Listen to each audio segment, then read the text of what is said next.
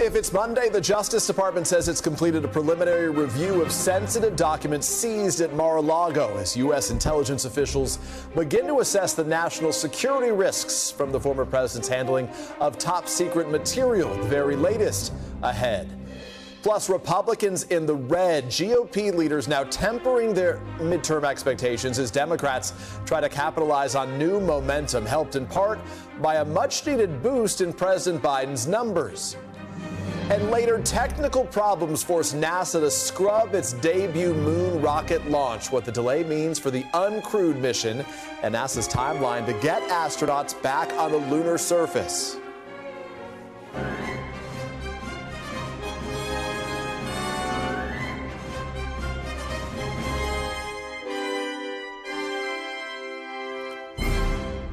Welcome to Meet the Press Now. I'm Peter Alexander, and today for Chuck, we begin with the growing fallout from the FBI search of Mar-a-Lago as the intelligence community prepares to assess the damage caused by former President Trump's possession of classified documents and as Mr. Trump's legal team escalates its fight over what information federal authorities can access.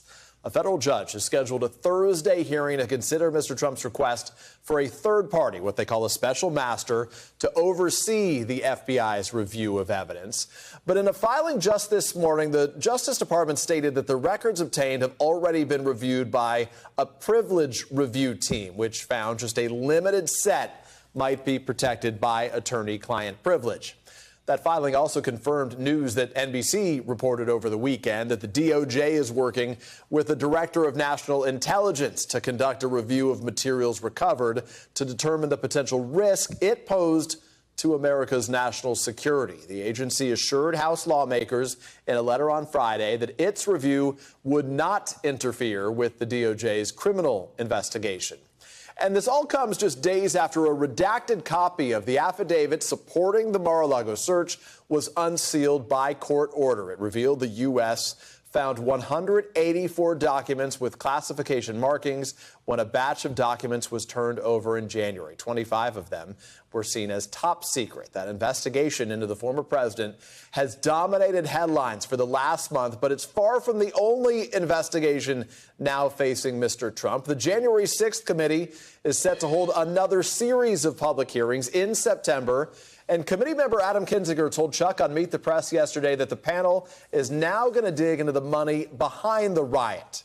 And an investigation into potential election interference in Georgia will likely proceed well into the fall, with a judge today ordering Governor Brian Kemp to testify before a special grand jury, but only after November's election. Kemp had argued that he couldn't testify because of the pending election where he's running to be that state's governor again. To get us started, I'm joined by Ryan Riley, who covers the Justice Department for NBC News, Clint Watts, a former FBI special agent who is now an NBC News national security analyst, Carol Lamb, a former federal prosecutor and now an NBC News legal analyst, and Ali Vitale, who covers Capitol Hill for NBC News. We've got a great team here, so let's get right to it. Ryan, you're with me on set, so that gives you the opportunity to go first on this one. Walk us through what this privilege review team would be doing, what we should be watching in the days ahead, and perhaps most significantly here, if the Justice Department has already looked at these documents, doesn't that undercut the idea that there's a special master in the first place? You would think there's a lot of duplicative work there. Essentially, the FBI team has been going through these documents, deciding what should be covered by attorney-client privilege.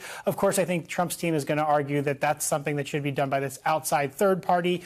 They're not going to put a lot of trust in what the FBI does. That's their entire sort of strategy, is sowing doubt about the FBI and the Justice Department. So I think that they're going to want this sort of independent person or independent party to do what essentially this privilege team has been doing inside the FBI for the past 2 or 3 weeks. So a couple deadlines we're keeping an eye on. One is tomorrow. The Justice Department faces this deadline to provide under seal a more detailed list of the items that were seized from the former president's home. Walk us through what we should anticipate on that. So I think, ahead of these hearings, we should essentially be looking at what Trump is going to try to do is expand his argument about what exactly should be covered by this either privilege review team or the special master. Essentially, they're going to state that, this is something that executive privilege applies to a lot of these documents, even though that's something that is really in President Biden's hands rather than essentially in the former president's hands. That's not his sort of executive privilege anymore. That's basically up to Biden, who has waived that in a lot of these cases. I think they're going to use this special master essentially to create a wedge and create a delay in a lot of these proceedings. It's essentially,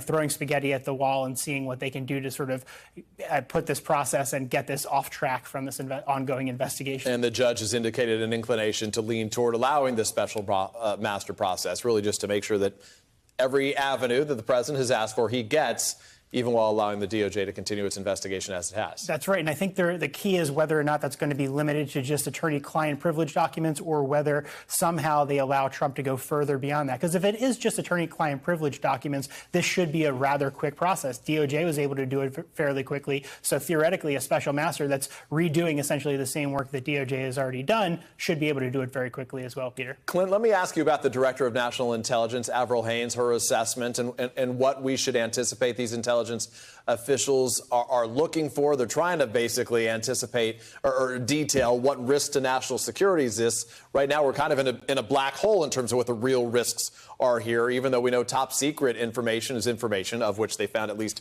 25 documents in that first stash that the president turned over in January that the U.S. government says poses, if it gets out, a grave risk to national security.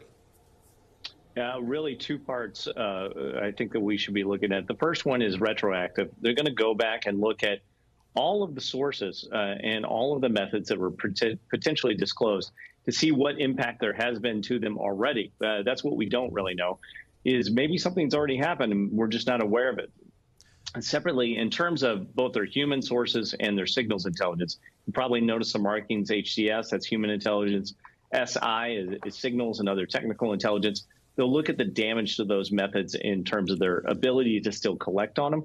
Is there any risk to those sources? Clint, can you break that down when you say if there's any risk to those sources? When we talk about human intelligence sources, these clandestine intelligence sources, you're talking about foreign agents, you're talking about spies, you're talking about folks who live in other countries right now who basically have been working in secret to provide information to the U.S. government, right? And that's absolutely right, Peter. I think the first part is there any clandestine human source? You'll see that in the acronyms as well, CHS, somewhere around the world that is potentially at risk because we don't know where these documents have been. Remember, these documents, classified top secret, SCI, they were not secure down in Mar-a-Lago. We don't know who saw them. We don't know who might have taken pictures of them. They were stored in an unclassified way, or there are duplicates of it. I would assume the U.S. government would assume that someone has them or has seen them or that there's some unknown risk, and they would start taking preventative measures to try and protect those sources. The other one that we underestimate in these discussions is the signals intelligence.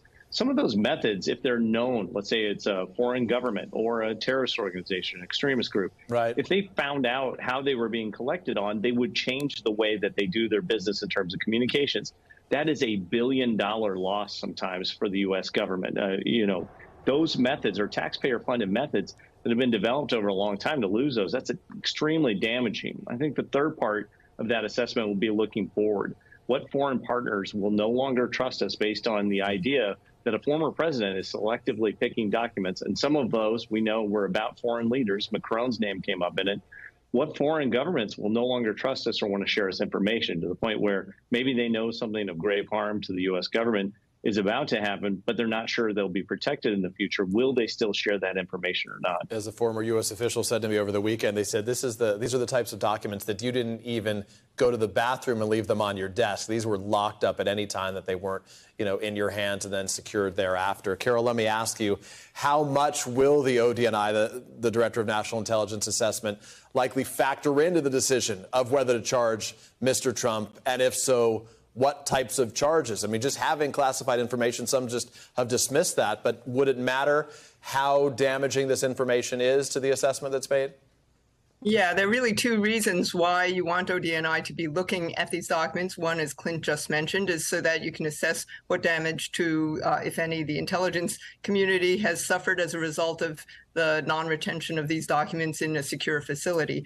The other reason is from an evidentiary viewpoint, the prosecutors on the case are going to want to know what kinds of documents the former president kept in his possession, because that goes to some extent to intent. And if he did not return them when asked, the question is then, what possible use might he be putting those documents to, either now or in the future? So from the criminal investigative point of view, you're going to want to know exactly what those documents are and their importance to the intelligence community. So that raises the issue of motive here. I guess, how important, Carol, is it to know the motivation for keeping this classified information when decisions would be made about whether to charge the former president right now? Like, if he kept this stuff at his home, but it didn't get to anybody else, obviously that doesn't make it okay, but is there any argument they could say, hey, you know, we kept this stuff, it was in our possession, but fortunately, obviously I wasn't sharing it with others. Where is that line sort of drawn? Sure. You're always worried or concerned in a criminal prosecution that the jury may engage in some sort of jury nullification. That is, even if there was a technical violation of the crime, they may say, oh, this really wasn't a big deal. Or in this case, they may say this prosecution was brought solely for political purposes. But I don't think there's any question that if 3 days after the former president removed these documents to Mar-a-Lago, the National Archives had come and said, hey, we think that you may have taken some classified documents. And he said, oh, my gosh, you're right. Let's go through them, and immediately returned everything back.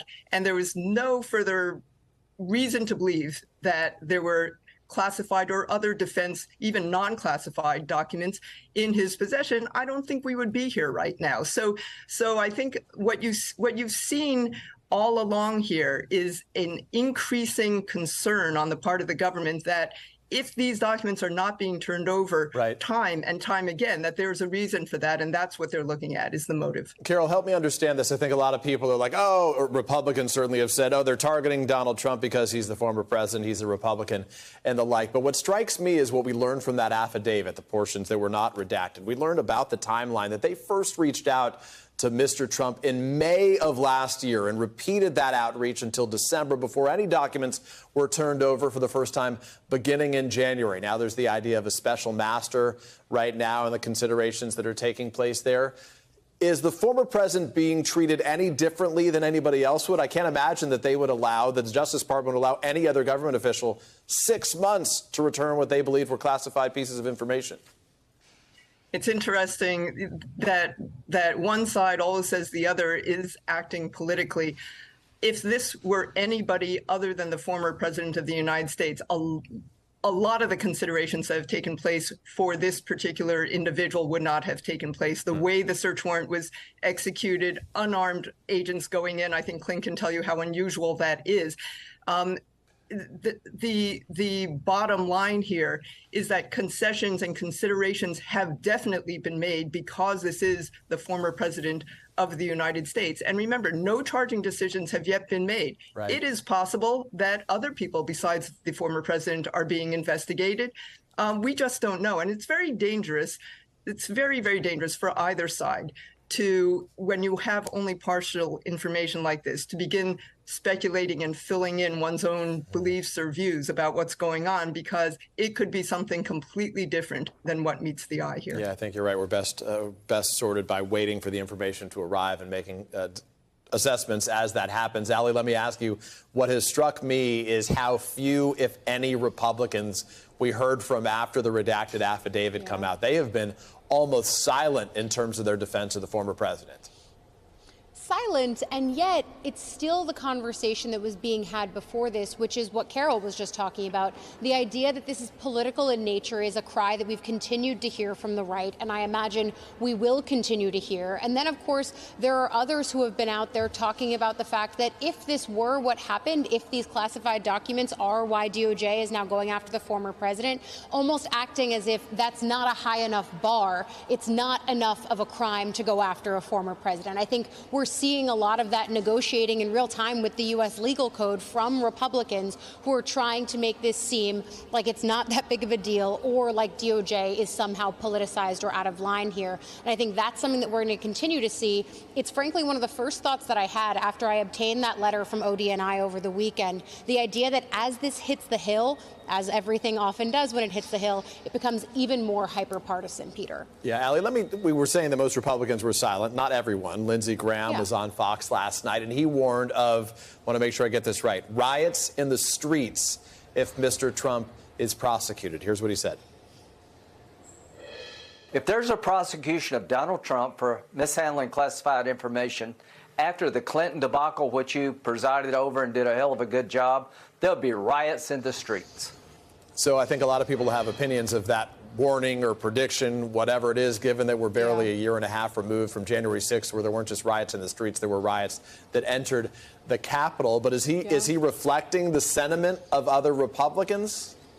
Look, that's a vitriol that has existed on the right, especially as we see more members of the party coalescing around the former president in this moment. That was a comment from Lindsey Graham that struck many people here as eyebrow-raising, especially given the landscape that we're in, where there are continued threats to the FBI. And I have to point out continued hypocrisy from some of my sources that I've spoken to who say, hey, weren't Republicans supposed to be the party of law and order? And now they're threatening that there will be riots in the street if the FBI continues to go after the former president. So certainly that's one of the dichotomies here that we're going to be tracking too. Allie, Ryan, Clint, Carol, we appreciate all of you being with us, your expertise and perspectives. Thank you very much. And coming up right here, Republican concerns, midterm outlooks, and Democrats' narrow path to winning the House. The latest with our panel and what it means for November is next. Plus, fears of nuclear catastrophe in Ukraine as international inspectors head to the front lines of the war there to assess the Russian-occupied nuclear plant at the center of growing alarm. New reporting. Stay with us. You're watching Meet the Press now.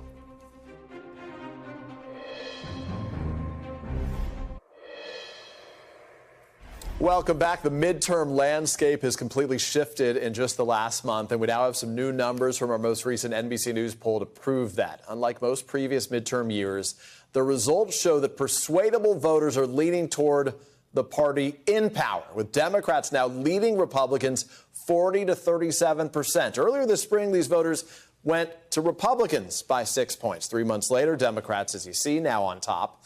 Persuadable voters are voters who do not see themselves as core Democrats or Republicans, and they make up what is roughly a quarter of voters likely to cast their ballots this November. It's only one group of voters, but it is a key one if Democrats hope to turn the tide and keep control of Congress. Democrats still do have ground to make up on what they call the larger generic ballot, but the gap is not as large as it used to be.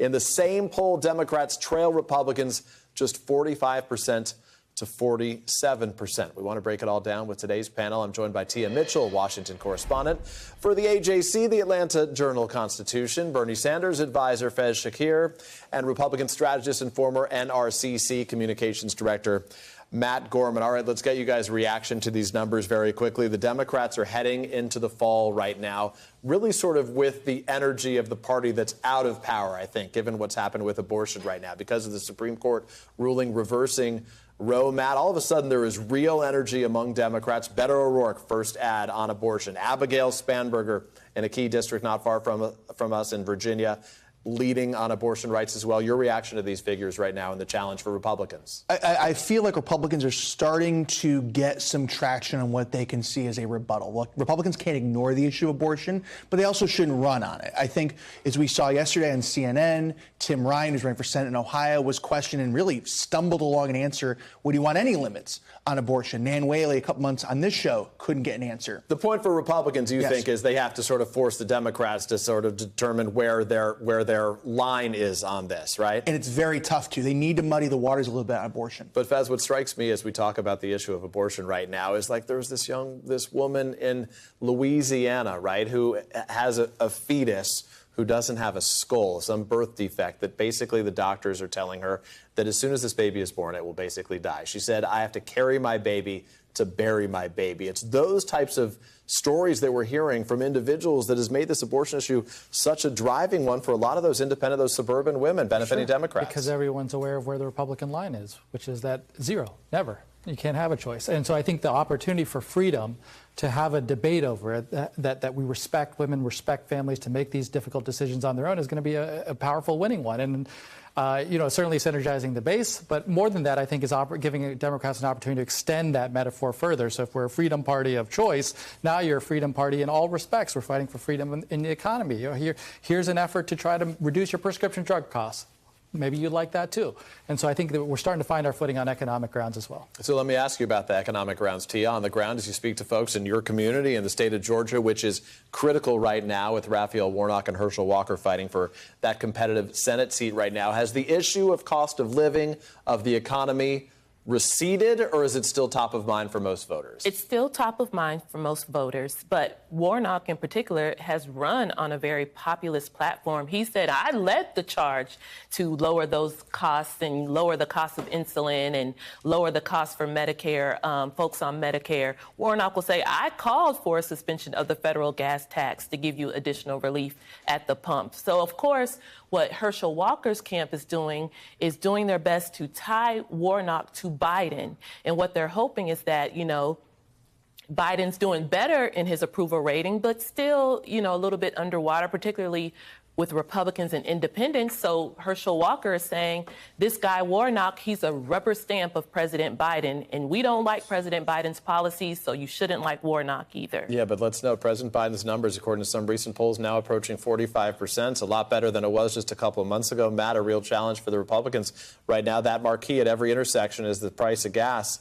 Right now, it's down for 76 consecutive days. I get that it's higher than it was when the president took office, but right now that seems like the trajectory, at least White House officials say to me, is one that's going to stick with voters. They're going to say, hey, it's still high, but at least it's going in the right direction. Is that a problem for Republicans? You know, economic indicators, they've been positive so far. It's nothing to totally dismiss out of hand. But look, we're going from the high 30s to the low 40s, even the mid 40s. That's not persuasion. That's partisans coming home.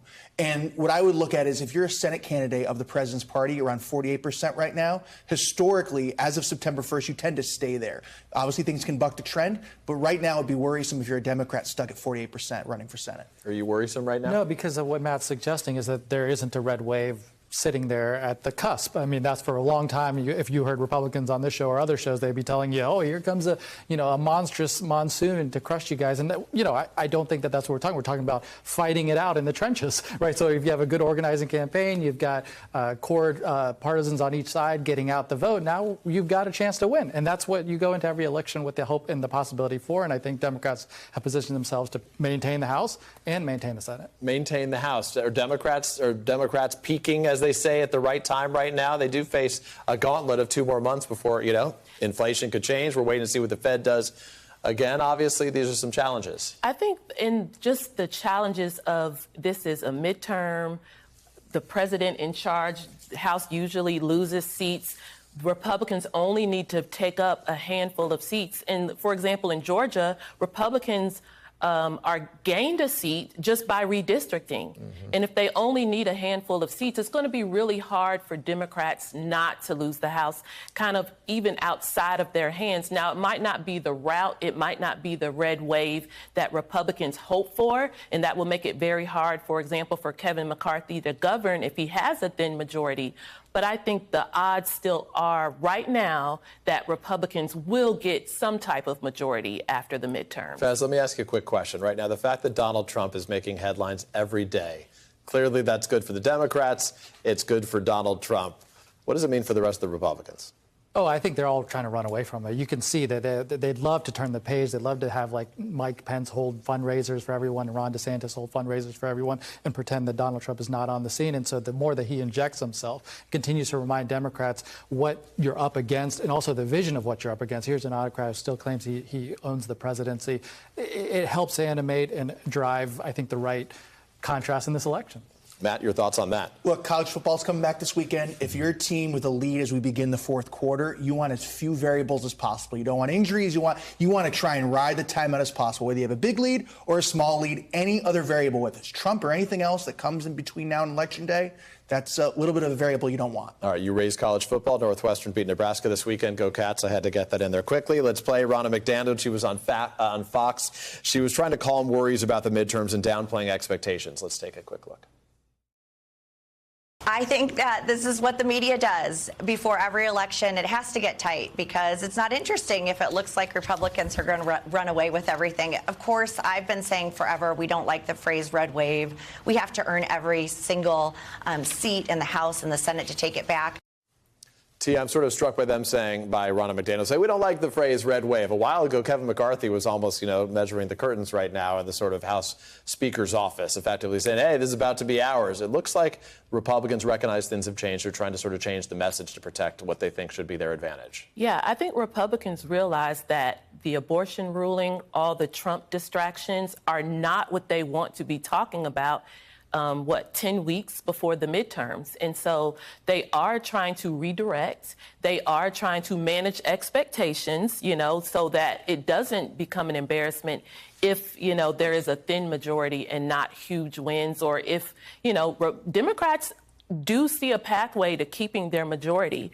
It's not nearly as far-fetched as perhaps a lot of us would have predicted earlier this year. So I do think, the leader of the party, she wants to keep people engaged. She wants to get them back focused on the things that they want to be talking about, the economy, inflation, rising costs, which are still issues that we know moves voters. But there have been a lot of distractions coming from the Republican side. Faiz, is President Biden an asset or a liability on the campaign trail? Tim Ryan's saying he's going to be campaigning with Biden. Yeah, and I think Fetterman as well. Yes, no doubt, over Labor Day. Yeah, and you see that his efforts to cut student debt burdens for many Americans, I think, is galvanizing a lot of Democrats. So if you look at Is the student debts thing, it galvanizes some Democrats. Does it also hurt you with independents or no? No, I would be willing to fight that out. And I'd urge all the Democrats to have that fight. Say, hey, these guys have no concern when we cut taxes for Jeff Bezos or Elon Musk, or we do corporate tax reductions. You never hear a peep from these economists. Now suddenly you give stimulus directly into hardworking families' hands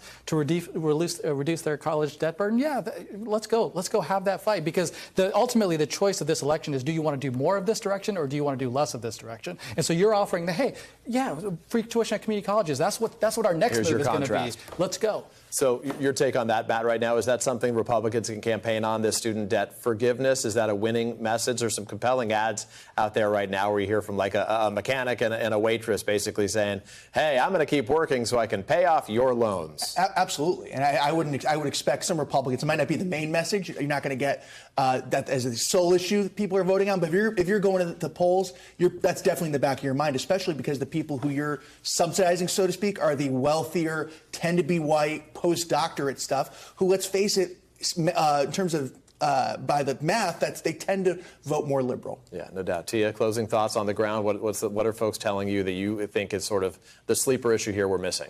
I don't think it's the sleeper issue. I think it's still going to be the economy. It's the pocketbook issues that really drive so many elections.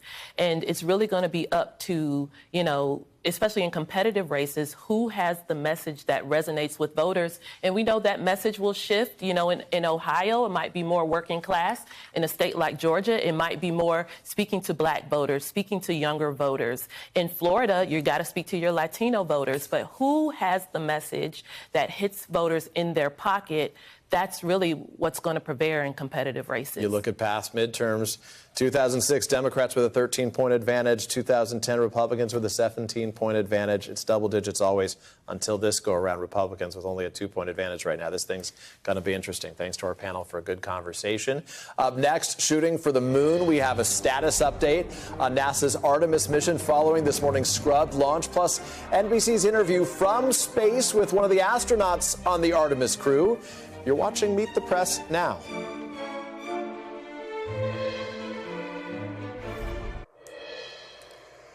We're back. NASA called off the much-anticipated Artemis launch this morning after an engine issue was detected during its countdown. The next window of opportunity to launch the uncrewed test flight is this Friday. The program has seen its fair share of setbacks. But NASA Administrator Bill Nelson today tried to characterize the issue as nothing out of the ordinary, especially for what is such a complex mission. It's just part of the space business, and it's part of particularly a test flight. We are stressing and testing this rocket and the spacecraft in a way that you would never do it with the human crew on board. That's the purpose of a test flight. We recently had the chance to speak with one of the astronauts who could be a part of the crew that, if all goes to plan, will propel humans to the moon and potentially beyond.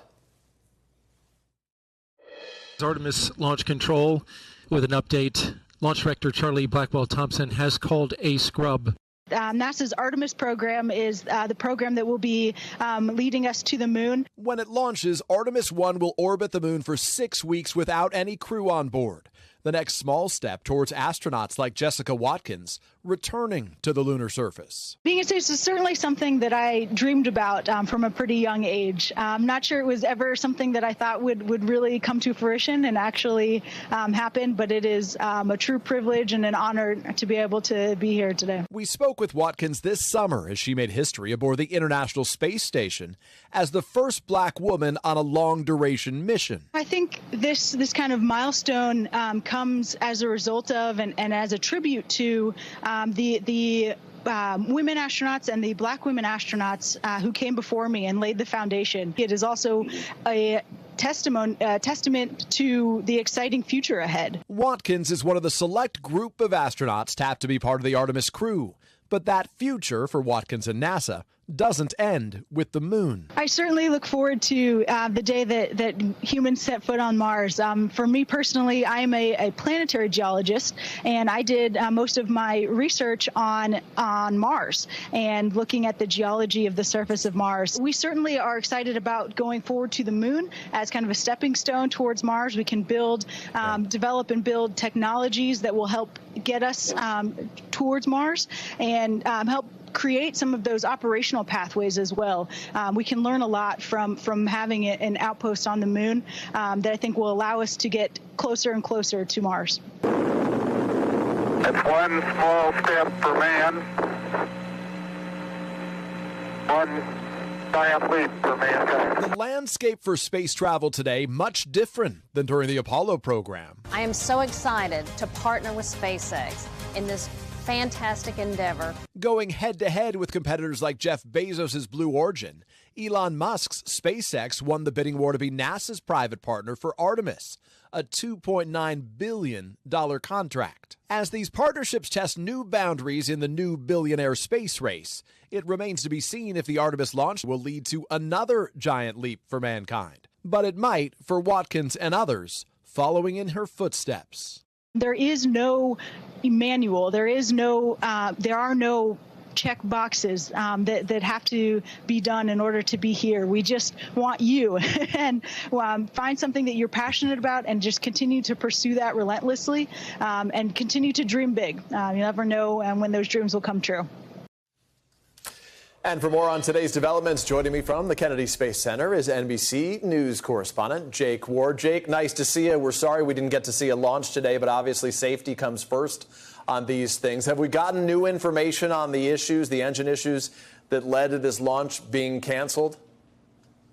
Well, Peter, we did. We learned that the RS-25 engines, there's 4 of them on this rocket. One of them basically could not be cooled enough. And if I can just geek out for a second on how amazing it is, these engines. I mean, they have a combination of hydrogen and oxygen in liquefied forms. You got to hold that at a negative 200 degree Fahrenheit temperature in the case of oxygen, negative 400 degrees Fahrenheit in hydrogen.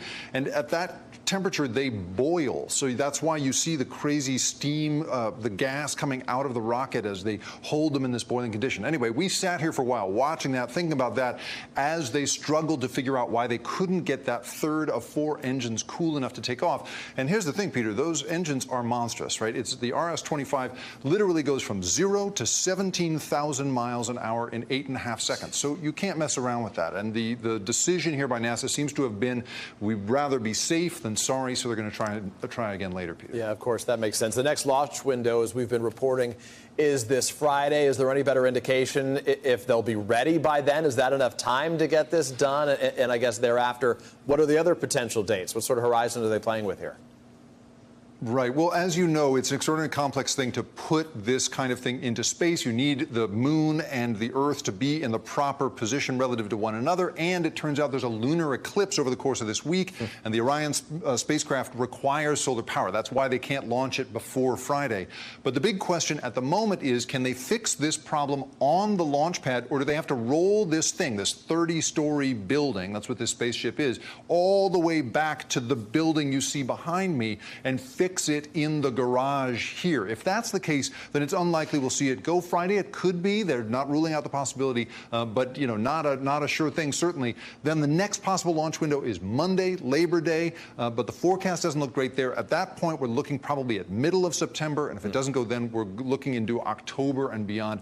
NASA says they're willing to be patient. As one associate administrator put it on Twitter today, he said, "We will launch when we're ready," Peter. Yeah, it all makes good sense. Well, we hope to see it soon, but certainly want it to happen successfully and safely when it happens. Jake Ward there at NASA for us. Jake, thank you so much for your reporting and for geeking out. We're always grateful for that. After this break right now, get out now. That's what the mayor of Jackson, Mississippi was telling residents over the weekend as the state braced for massive and potentially life-threatening flooding. The very latest is next. You're watching Meet the Press now.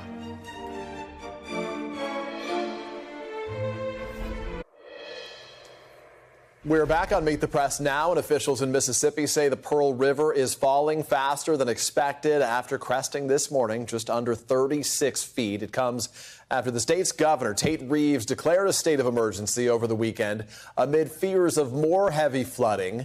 Mississippi has been grappling with flash flooding that has damaged homes and businesses for a whole week since last Monday. At a news conference this afternoon, the mayor of Jackson said parts of the city are already seeing water recede, but cautioned that several streets are still impassable. And joining me now from Jackson is NBC News correspondent Guad Venegas. He's been on the ground keeping a close eye on this. Guad, so walk us through what is the state of the damage there. It seems like they got very fortunate with the conditions there, but what is the situation for some others?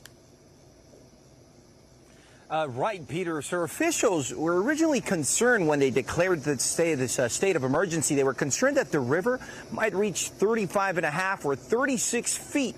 Those are the levels that we saw in 2020 where the water entered people's homes. As you can see behind me, this is one of the neighborhoods that flooded. The water is on the streets. It did reach very, very close to people's front doors, and that's when it got to about 35 feet and 4 inches. So right before it got to that level where it would enter people's homes, we saw the river levels decrease, which is good news. So you can see this is one of the neighborhoods where the water is slowly going back to lower levels, but this is going to take time. Some vehicles were caught in that flooding. Now, we spoke to the mayor, and he did tell us that they are dealing with a separate water issue that has to do with the water service for some of the residents here in Jackson. Here's part of the conversation that I had with the mayor.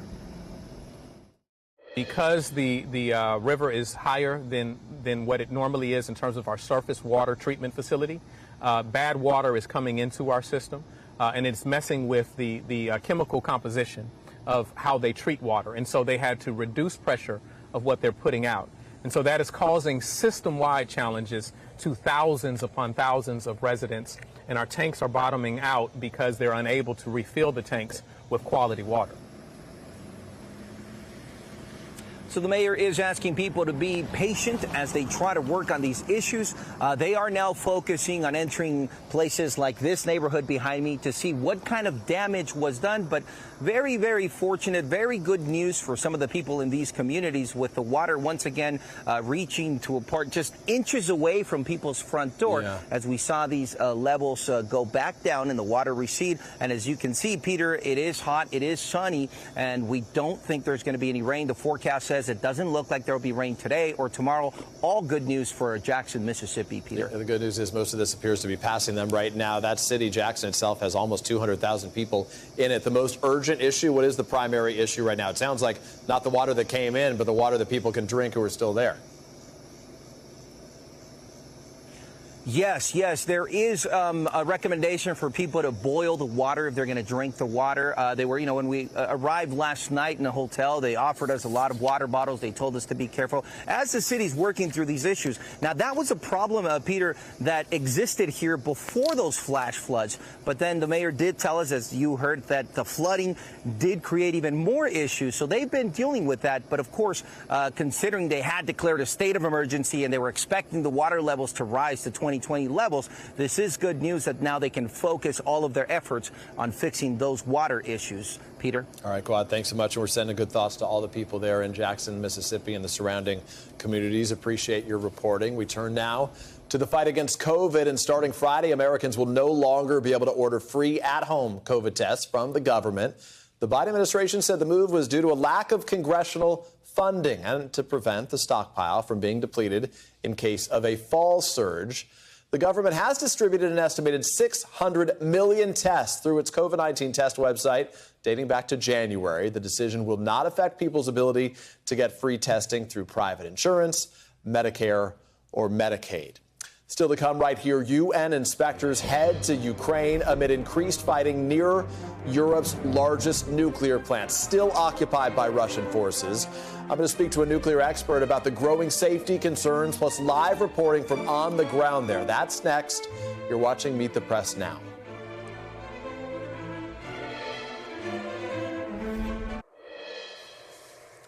We're back, and a 14-member team of international inspectors departed Vienna today. They are expected to arrive in Zaporizhzhia as early as Wednesday amid growing concerns of a potential radiation leak at Europe's largest nuclear power plant. For months, the UN Atomic Energy Agency has been warning about the risk of a nuclear catastrophe as both Russia and Ukraine accuse the other for the shelling surrounding that site. On Thursday, the plant was temporarily disconnected from the power grid for the first time in its 40-year history.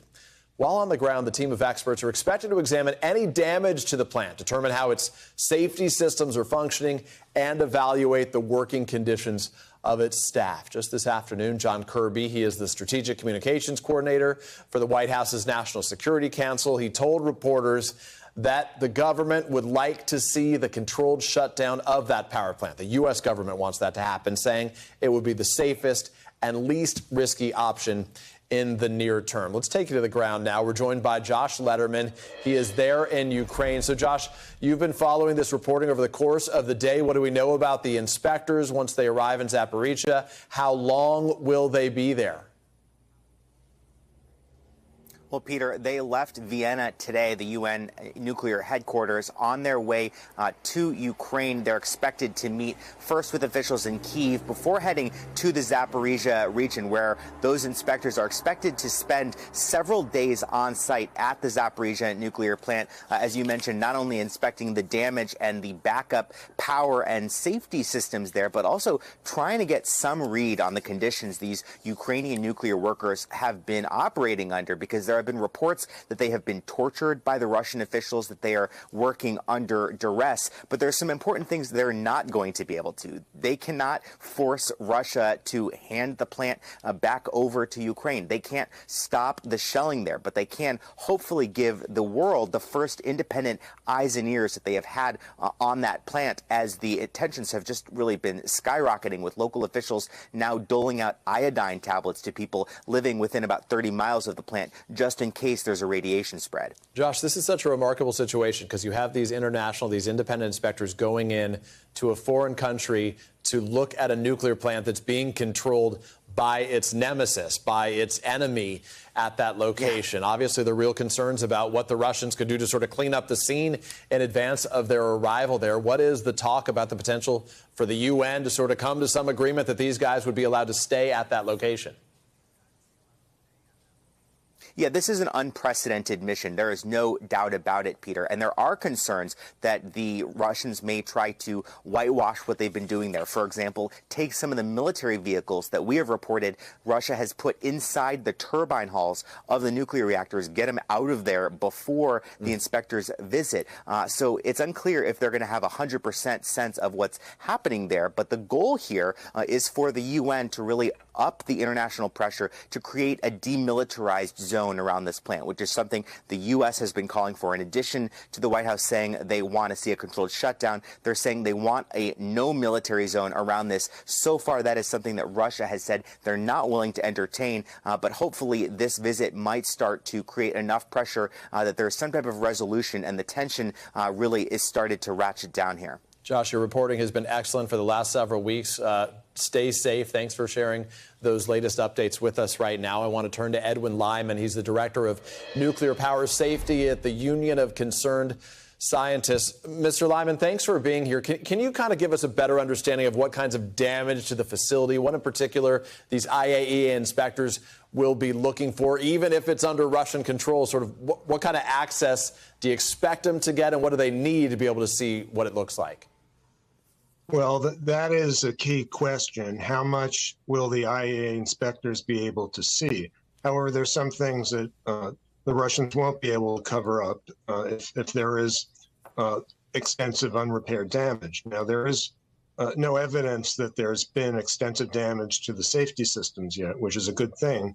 But anything that the IAEA can see, and they certainly have some experience with working under adversarial conditions, and they know how to possibly get around their handlers. But they're certainly going to be looking for gross damage to the facilities, as well as the state of repair of the safety systems and the backup systems, and any information they can get on the psychological state of the workers who, as we just heard, are under severe stress and duress would be essential.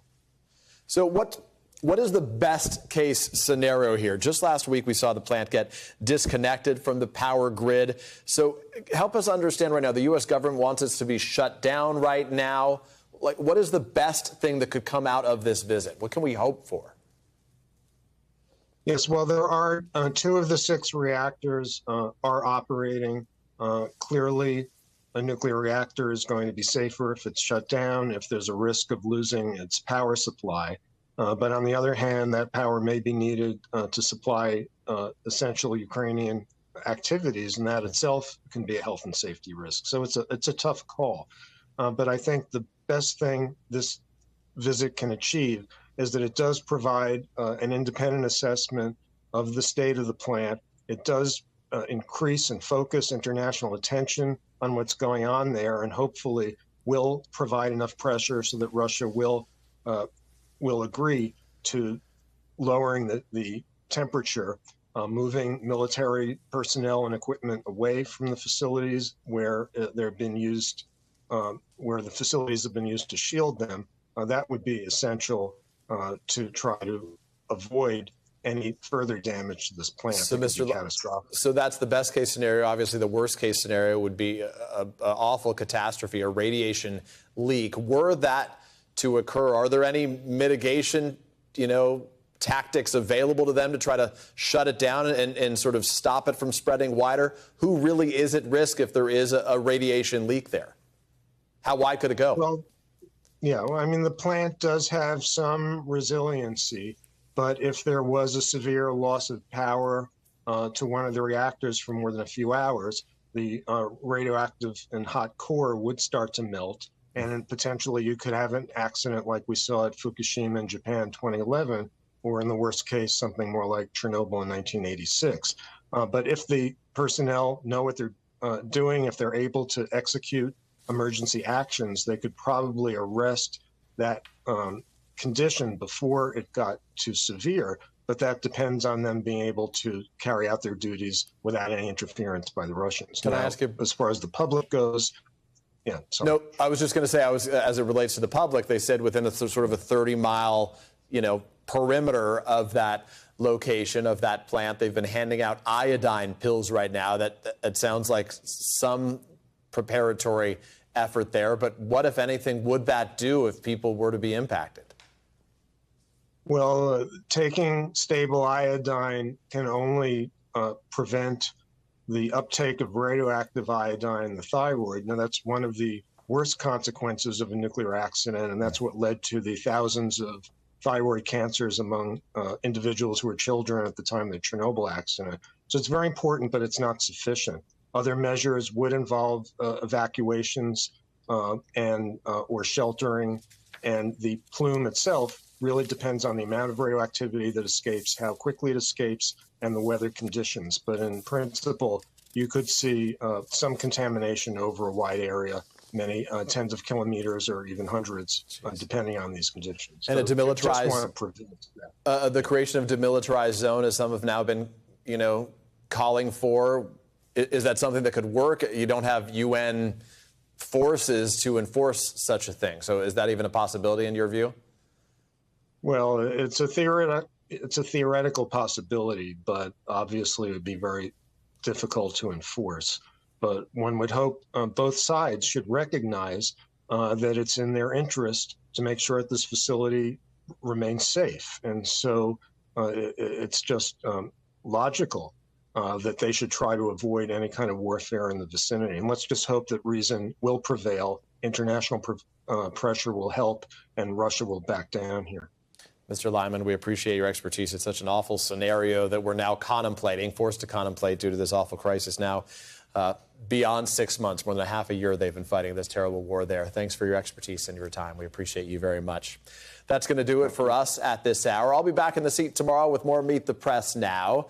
NBC News Now coverage continues with Ellison Barber. She is in today for Hallie Jackson. That starts right now. Thanks for watching our YouTube channel. Follow today's top stories and breaking news by downloading the NBC News app.